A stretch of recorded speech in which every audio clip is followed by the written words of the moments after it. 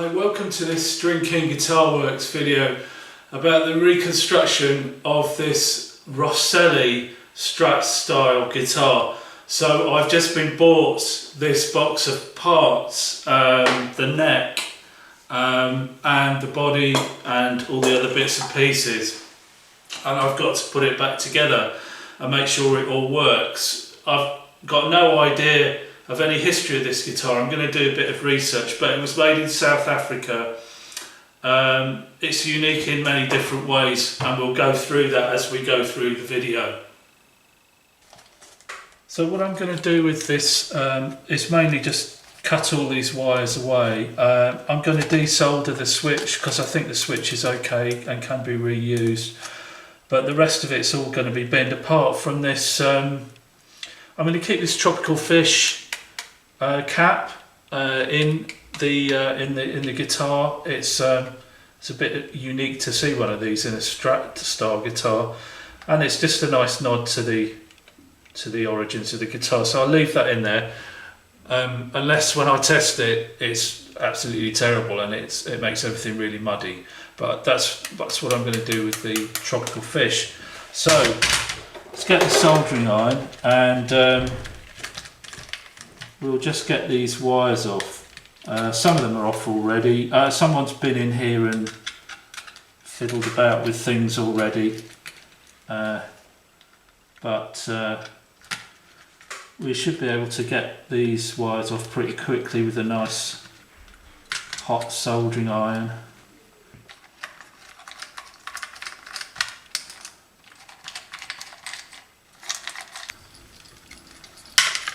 I just need to get this wire off here.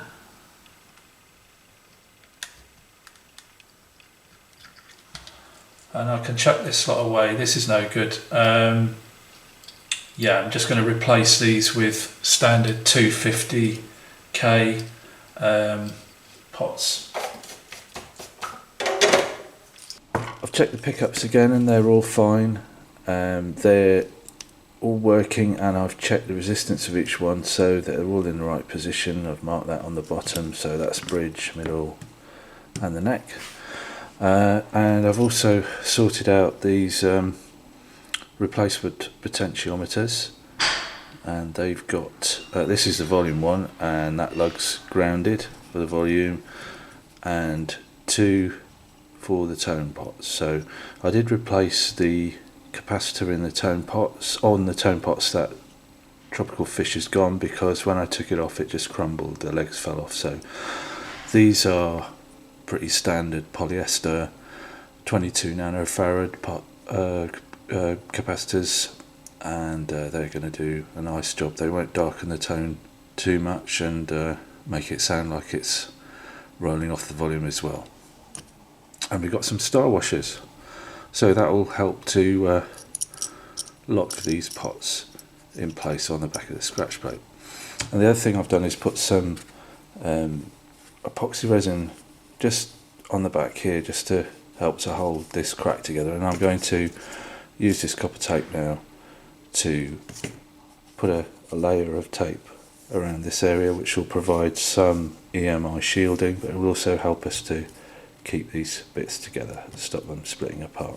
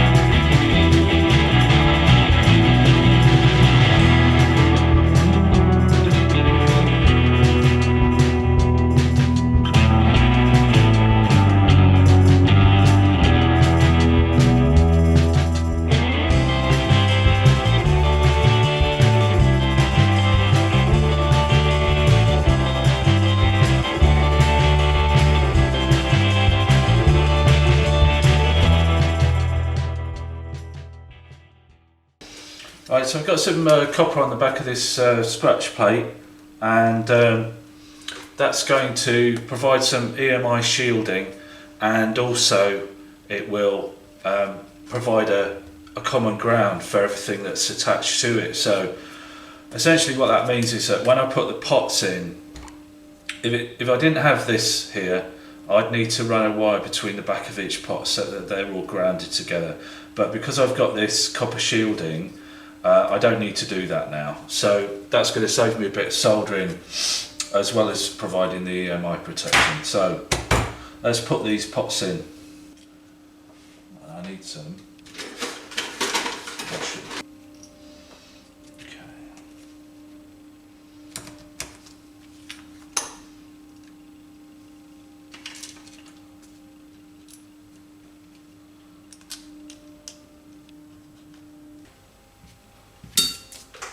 So I'm just going to demonstrate that this grounding works.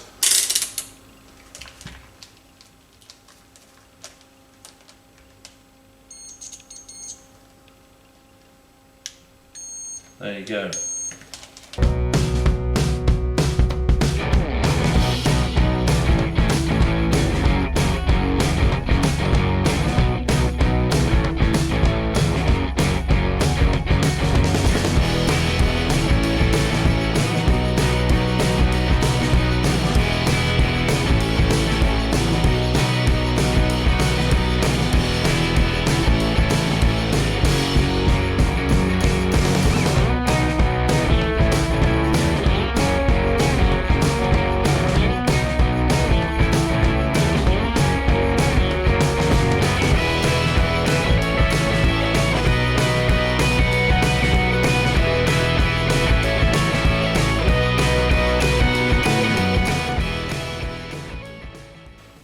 So what's happened is, as I'm doing these up, these pickup covers have just broken, and that's because they're really old and knackered. So what I'm actually going to do is replace these three and put some new pickup covers on.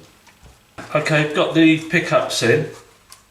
I've changed a couple of these screws because the heads of these screws are gone. So I'm not sure if these are the original pickups, because this pickup at the back has a different size screw for the thread in the back. So I've changed all the covers as well, because being quite old, and as plastic gets old, as we've discovered these days, it gets flaky and brittle, and these just broke as I was doing up the screws. So I've got a new old set, which is a little bit aged, so it's going to look in keeping with the vibe of the guitar when we put it back together. So we've got the potentiometers back in. We just need to put the switch back in, and then I can wire it up. Once again, I'm going to check these pickups because I want to make sure that in putting all this back together and putting new covers on, I haven't broken any of the coil wires on here, because this is unwaxed. These pickups are all unwaxed, so the coils are exposed, and when these bits broke off the end, it's possible that a sharp edge on here may have broken one of the wires on these pickups. In which case we'll have to put a different pickup in. I'll have to find some old pickups to put in there. So let's test that first. What I'm doing now is just checking all these pickups again. So I've got a lead which has got these crocodile clips on the end, so just clip them up to the ground point and to the end of the hot wire from each pickup. There we go. So everything's still working fine. So what I'm going to do now is wire this up. Everything's ready to be wired in, and I'm not going to do standard strut wiring. What I'm going to do is use this tone pot for the neck and middle pickup, and this tone pot for the bridge pickup. So that's a bit different from a Strat wiring. The standard Strat wiring is normally This one for the neck and this one for the middle, and the bridge pickup doesn't have a tone control, but I don't really understand why they design it that way, because most people want some tone control, and it does affect the tone of the pickup as well.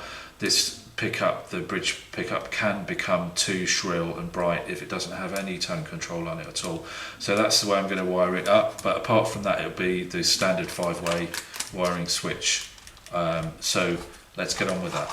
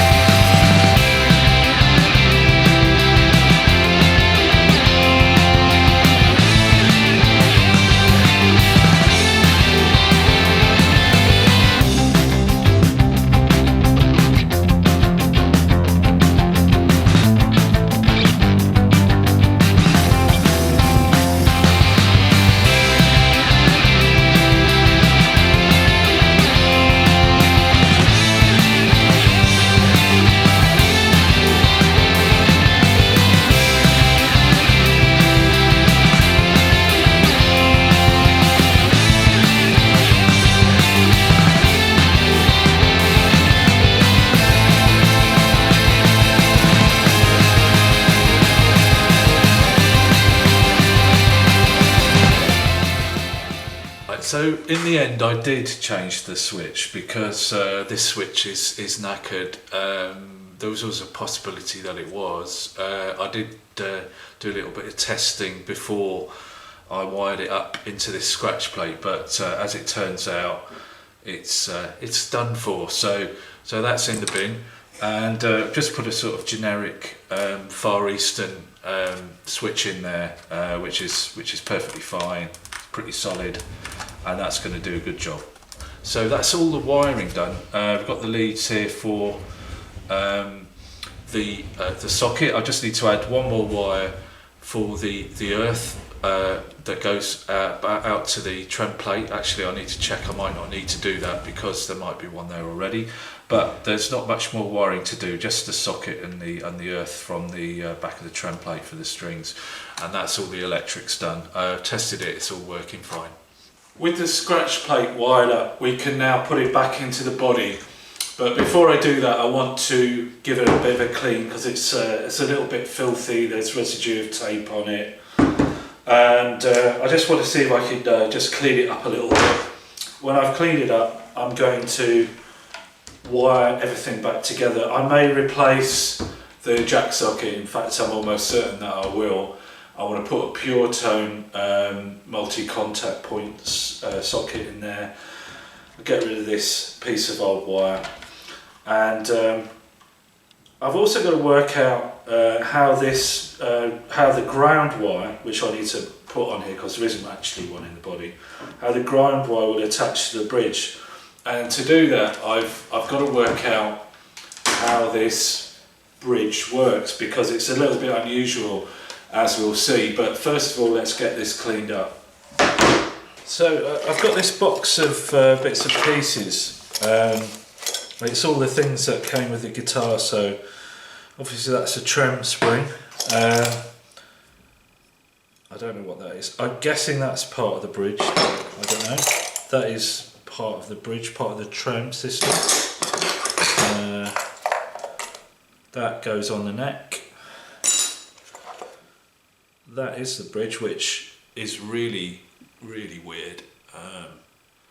I mean, it looks like you can change the string spacings on that, because it's got several different points at which you could put the strings. So we got that. So that's definitely part of the bridge. Now I'm told these sort of buttony stand things fit in here like that, and the bridge goes on top like that, and that's probably it really. There might be some up and down adjustment, I'm sure there is. There are lots of other bits and pieces here, but that's obviously a neck plate, a few other screws, bits and bobs. The way this bridge works is that the strings go into this plate, and this plate is attached with this bolt into the bottom of this spring, which rests against the back of the larger plate. So it's a down only trem, and it sits in there, and so you've got the trem arm there, you've got the trem arm in there, you can move it that way and you just get a bit of down trem, and you can adjust the tension of it by just screwing in the spring. So I'm going to string it up once I've got the neck done, but I need to have a look at the neck first before we can put the guitar back together. So this is the neck. So it's pretty cool actually. I've been looking at this for a while and trying to work out what it is, and it's pretty hard to see. It kind of looks like it's like inlaid with all this stuff, but it's just not possible that can be inlaid. I can't see how that would be done, and it's certainly not painted. So at the edge of the fretboard here, you could just see where it's been glued on, and it's actually a layer of some kind of plastic, I think, some kind of vinyl plastic that's just been stuck on top of the rosewood, and then the frets have been put in. And I think it's a great idea. It looks amazing, and it's obviously going to be really hard wearing as well. So I'm going to keep that in my back pocket for future reference. But anyway, I'm going to fret level this fretboard. I think it probably just needs sorting out a little bit. It looks pretty straight to me, but the frets are probably not quite even, and it will help it out a lot if I do a fret level, so I'm going to do that. The guitar's now in my fret jig, so what this does is it ensures that the neck of the guitar remains perfectly level when I'm using a leveling beam on it to do the fret leveling. So the way I do that is I get the neck level first of all. So I've already done that before I put it back onto the guitar body, so I know this neck is level, and then I get it in the jig and strap it down at that end, and then I can set these dials, and they will tell me, well, I set them to 0.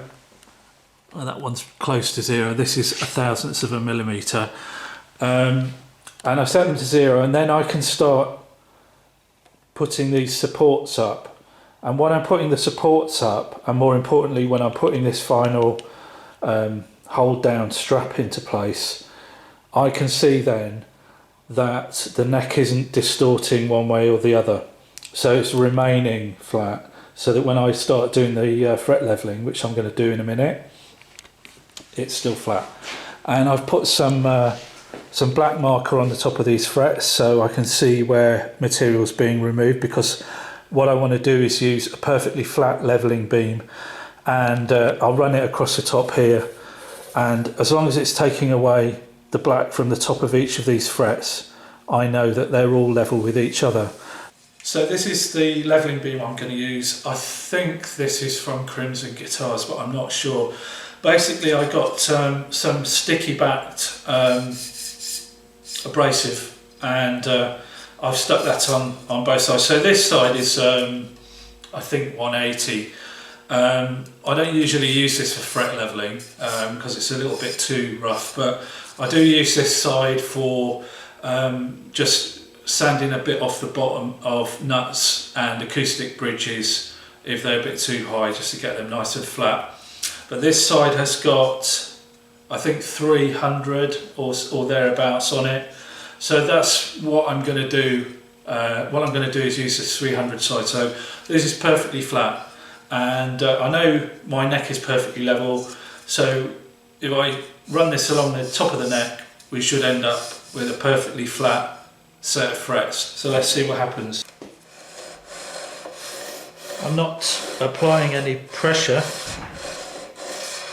Now I can see there are some frets that are higher than others, so if you look at these here, this one's high, this one's high, so it wasn't level. Just keep going, work my way across until I've got even frets.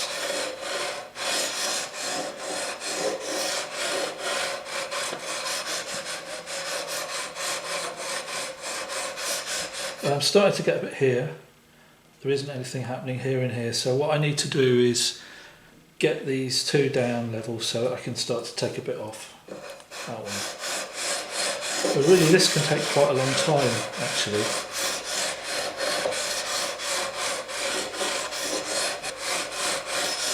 I don't think this would have been very playable with these frets in this condition.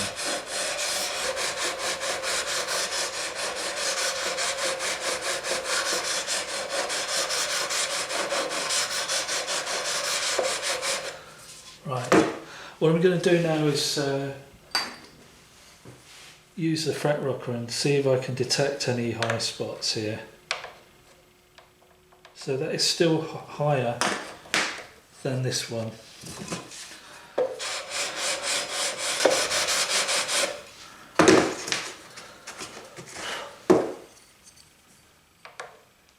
That's it.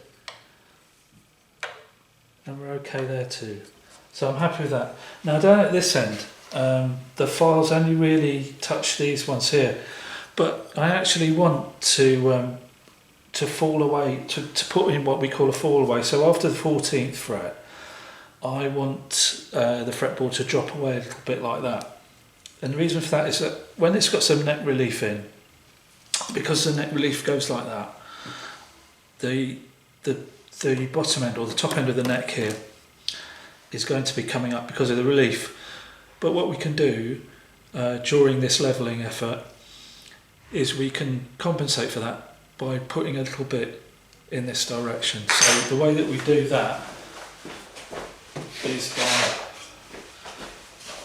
using this diamond grit file, which has had a handle epoxied to it, and I just get a bit of tape and then I can put the tape on the on one side of it like this, and that will mean that it's higher on this end, and it's at an angle. So then I can go back in and just do the top bit like this. So let's see if we can get the camera a bit more focused on that.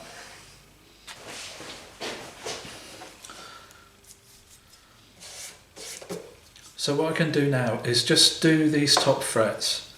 I'm going to put a bit more marker on because I want to just freshen that up so I can be absolutely sure where I'm taking the material off.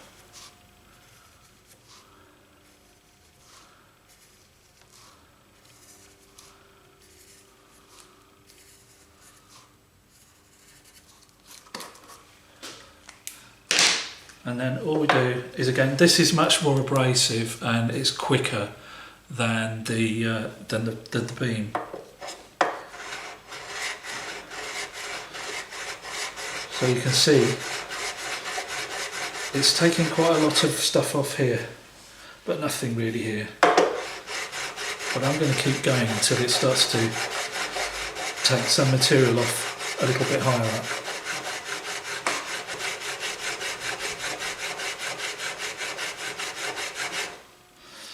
And you can see it's starting to develop a pattern. It's also flattening the radius a little bit as well doing this, which is helpful at this end of the neck, because it means the string bends aren't going to be choked out by the curve of the neck.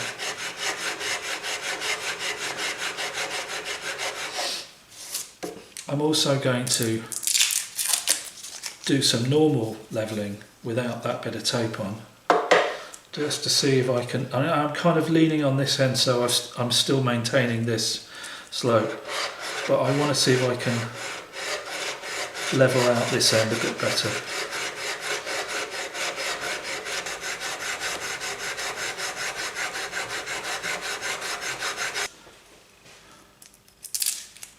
Okay, I'm happy with that. That's going to work.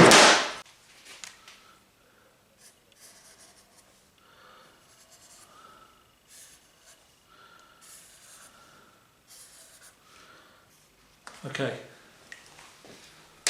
So the tool I'm going to be using for this is Chris Allsop's crowning tool. It's got a nice sort of curve on the top of it, so it just makes a very consistent top. Some people use a file, and I do use just a flat file sometimes to do this, but this is my preferred way of doing it. This is diamond grit. It cuts quite quickly and it's consistent, which is something I really value. So I'm going to start down this end. What I want to get to is the top of the fret. I want to get this marker off until there's just really quite a thin line on top, and that can take quite some time, especially if you're working down at this end, because you've done the fall away, you've taken a bit more off the top of this end, and that means there's a little bit more work involved getting it back up to the right shape again. But you can see that it's starting to go. But this file is fantastic for this, really. I'm just keeping going.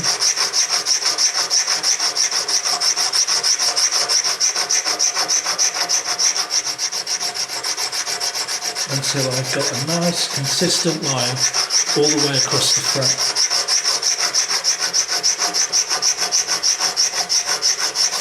There we go. Okay, so that's that one done. I've just got another 20 to do.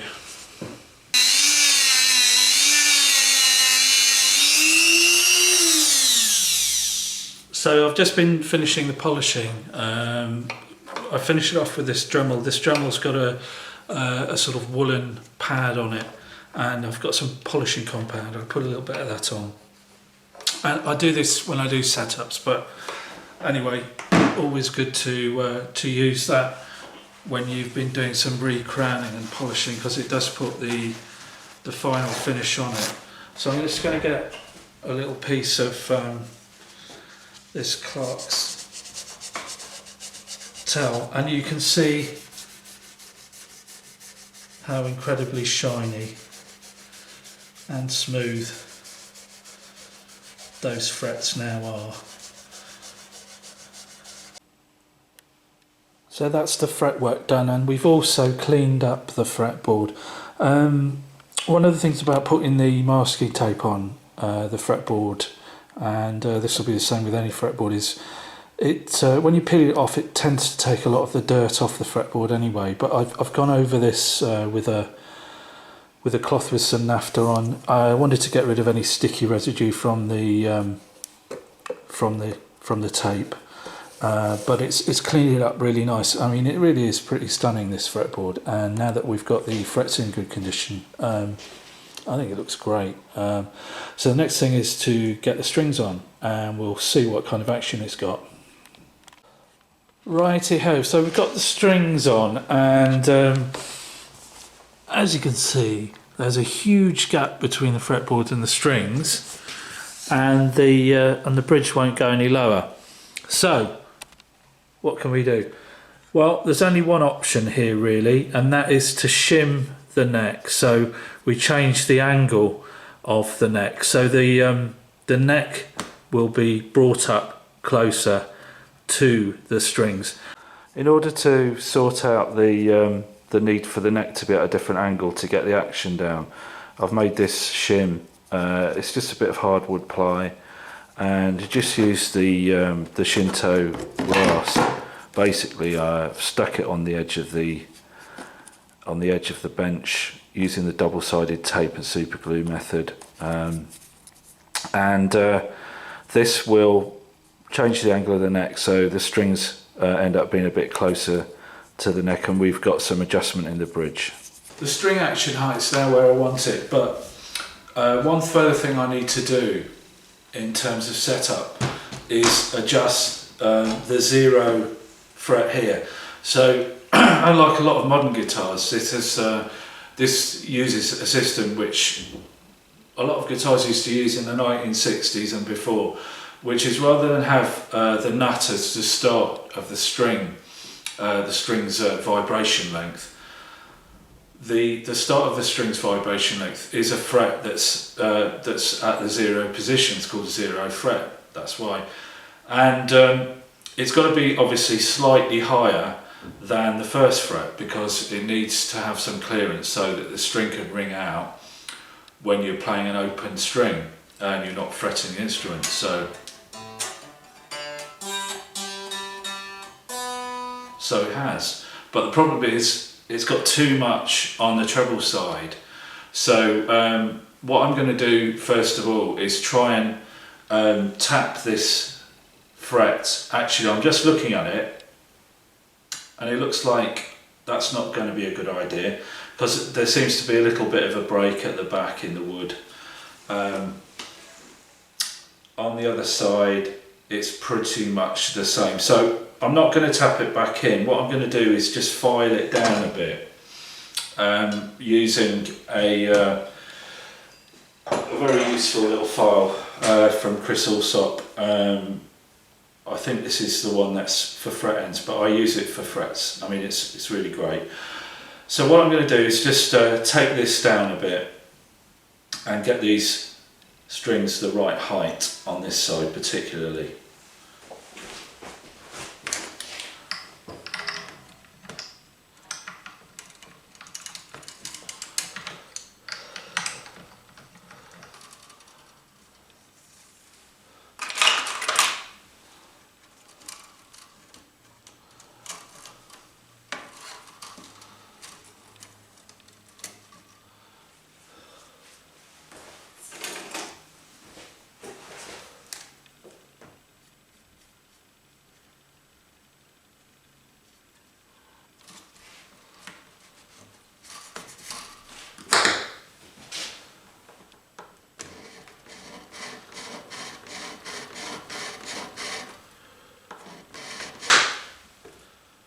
Now there's still loads of clearance there. This side, that's kind of about right actually, so I really don't want to take any more off there. Let's actually go through all of these.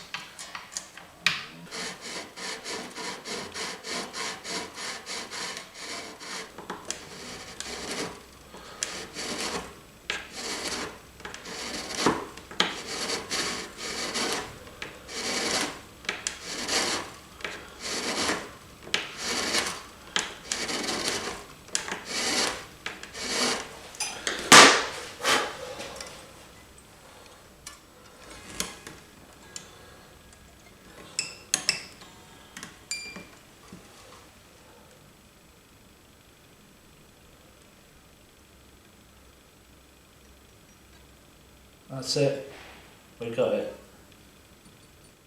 I can just hear a little plink, which tells me that that's bang on. So, good.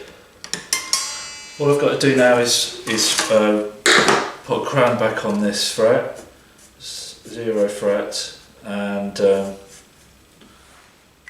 polish it up a little bit as well.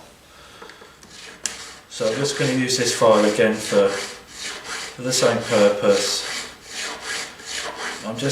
This has got a flat edge on this side. It's rounded on both sides, so it doesn't damage the fretboard, although I'm going to put a little bit of tape on just to make sure it doesn't do that.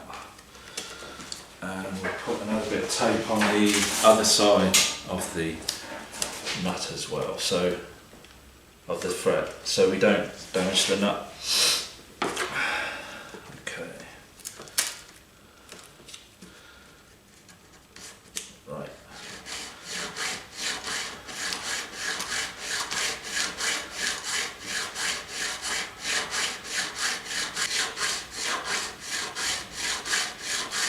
I'm just turning the file over gradually, just to bring the top to a round peak on both sides.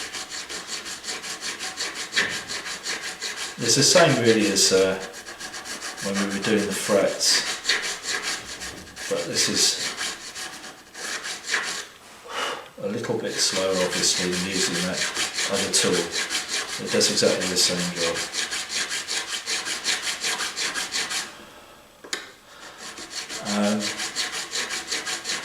One of the additional values of having had to do this is remove the grooves that were there from the strings over the years. Because well, there's still a little bit of a groove here and here, but it's mostly gone. I want to have this 0 fret nice and rounded so the note rings out. It's got a minimal contact on the top of the fret. And pleased with that now. Just going to do some work on the end of it as well. Smooth it off.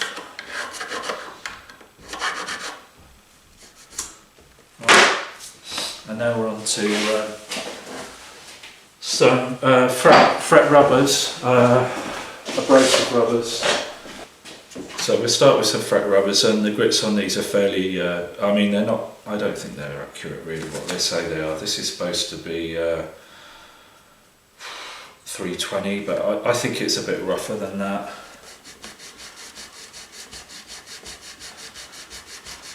But it's good for removing scratches, works really well.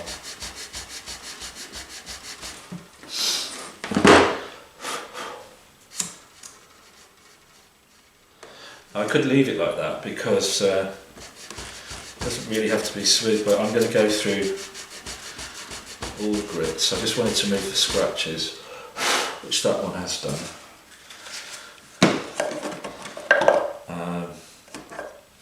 I need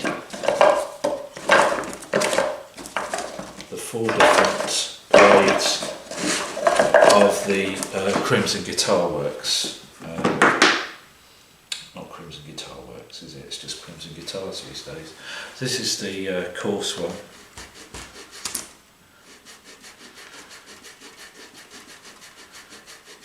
Brings up the shine a little bit, starting to come through.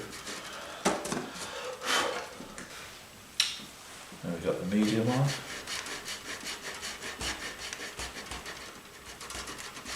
Just making sure I get the ends. So you don't want any rough ends catching on your fingers while you're playing. And the last 2, fine.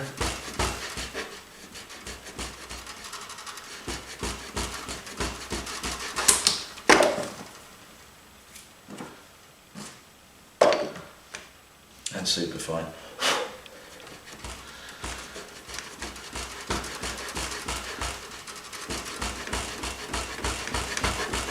Okay, that's that. It does take a little bit longer to do the 0 fret adjustments than you would with a normal nut, but you know, I quite like them. I think they're better. You get better resonance through the guitar.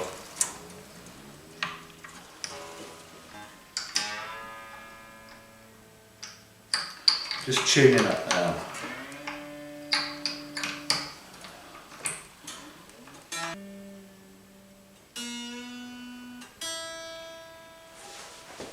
And that's probably had quite a significant impact on what's the perceptive height of the strings, because obviously if the nut's too high, it's going to raise the height of the strings in the middle of the fretboard. So let's check again what that is now. So that's just slightly above 1.5, which is perfect.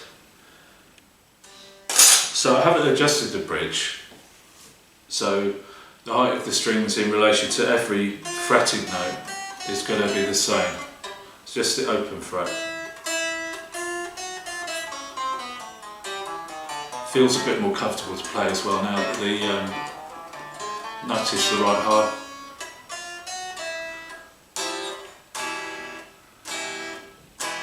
Well, that's not in tune, of course.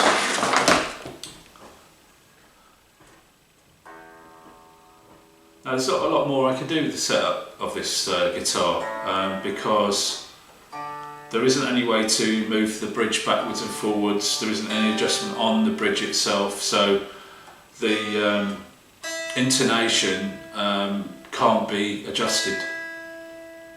It's just what it is. And to be honest, that's pretty much bang on anyway. The low E is a bit high, and so's the A. The D is high, G is high, the B is okay, and the E is okay. So if we had some bridge adjustment, what I do is move this side of the bridge backwards this way, which will make the string longer, and that would change the pitch at this point, because the string would be longer, so now it would be lower. So that would be how I would fix it, but I can't because there isn't any way to move this bridge. It's just fixed in one place. If you really wanted to, you could change the bridge. It would require probably filling in the holes where these little round post things, adjustment pieces sit.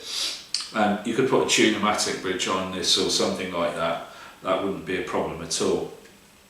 But really, it is what it is. And this is, I think this is as good as it's going to be. And actually it's pretty alright. Let's plug it in now and adjust the pickup heights. So now I've got the setup done. All I need to do is adjust the pickup heights, and I generally with the setup just dial it in at around 2.5mm from the strings. That's kind of generally a factory sort of spec, and then you can fiddle around one way or the other depending on what kind of tone you're after, if you want something more crunchy or more or brighter and thinner. So I'm pretty sure these pickup screws are Phillips, but they're pretty worn out, so I'm just going to be very, very careful when I